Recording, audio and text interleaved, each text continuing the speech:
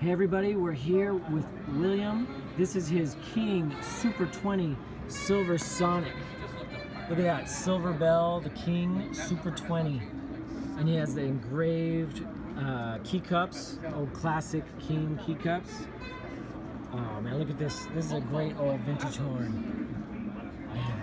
Say hi, William. Hey. So William yeah, this is my baby. This is your baby, isn't it? Yeah. How long have you been playing this horn? Since 1980. 1980. Yeah. Man. And it's well played, well loved. Oh, it's been played. And then check out how key leaves work on this. You can just prop right under the E flat key arm.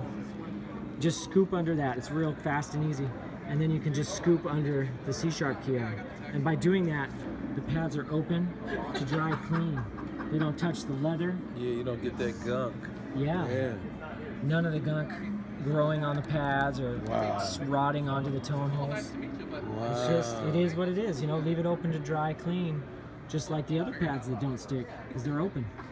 Thanks for sharing this, William. Oh, Appreciate my it, pleasure, man.